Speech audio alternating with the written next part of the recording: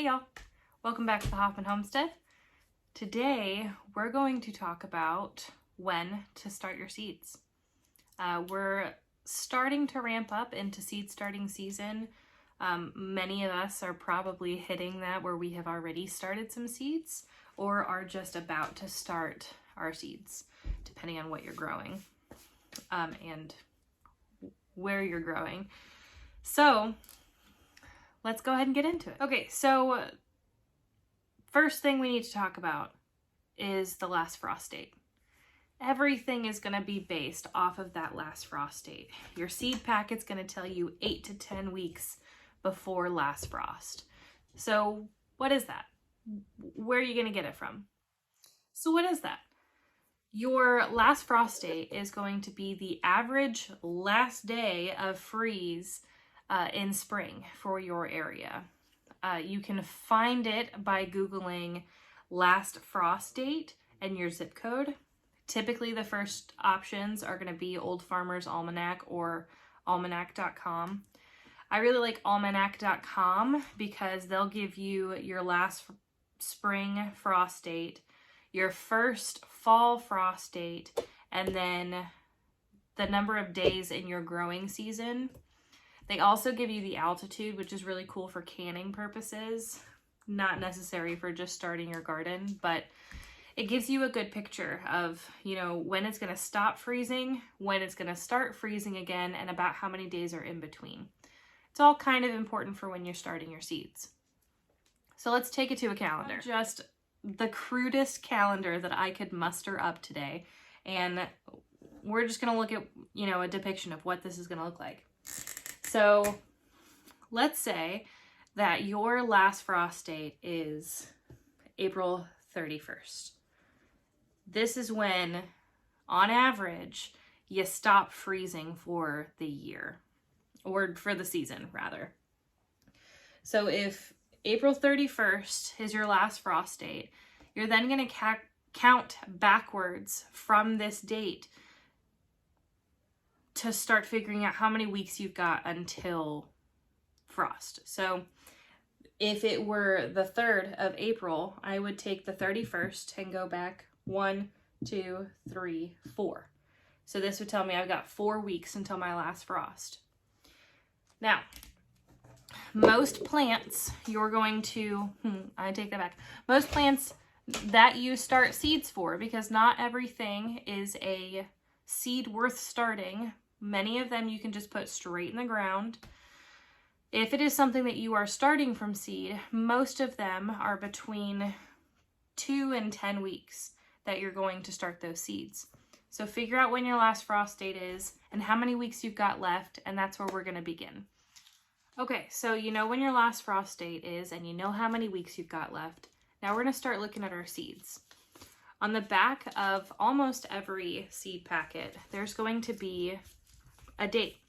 So on the back of this M.I. Gardner seed packet, there is a start indoors 8 to 10 weeks. That's your recommendation. You can start at 8 to 10 weeks before your last frost.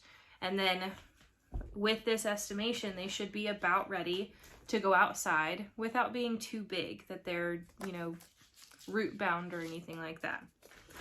Now this is a pepper. For me, I have found that my peppers do not like to get cold.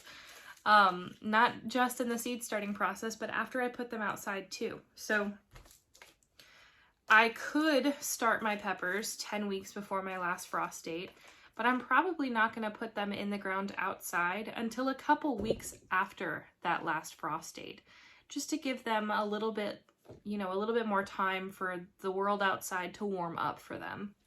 So I'm going to start them at that 8-week mark, maybe even less than that, 7 weeks or 6 weeks. Now I started them at 8 weeks this year. Hopefully that 2 weeks after last frost doesn't cause me any issues. But so your seed packets are going to give you that recommendation. You'll also see some, like this Muncher cucumber is a 3 to 4 week window where you would start these indoors if you were going to start them indoors. Now, some things you don't start it indoors no matter what. That's going to be carrots. I mean, I've seen people start corn, but I don't recommend starting corn in seeds. Your root vegetables, that's not recommended for you to start indoors. It's a waste of space because they're typically pretty fast growing, and even the really, really short growing seasons can get those straight in the ground from seed and, you know, harvested before any frost. And some things are just sensitive and they don't like their roots to be disturbed. So definitely read your seed packets. They're typically the most reliable source of information, especially if you get them from a really good source like M.I. Gardner. Let's talk about another one. So this green globe artichoke has 150 to 180 days until harvest. I have 167 days in my growing season on a good year.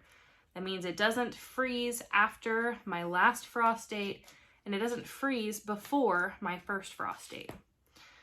That's 167 days. That falls right around that 150 to 180, and this particular crop is not perennial in my zone. Now, it may tolerate a light frost, but I'm just not trying to risk that kind of thing. So I start this indoors. This allows me to extend my growing season even just a little bit to make sure that I have at least a better shot of harvesting this particular crop. So I've actually got 2 right now doing their thing, and hopefully I will get a good harvest of them this year so I can can some artichokes. One more thing to note before I let you guys loose on some seeds. Let's talk about USDA growing zones. So you heard me mention it with the artichoke, that particular crop is not going to be perennial in my zone. There are 2 types, large types of crops. There's going to be annual crops and perennial crops. Perennial come back year after year. You do not have to keep planting them. They are one plant that does not die over winter. Annual is going to be something that you have to start every year. Now, there are some plants that will start themselves by dropping their own seeds and then just regrowing.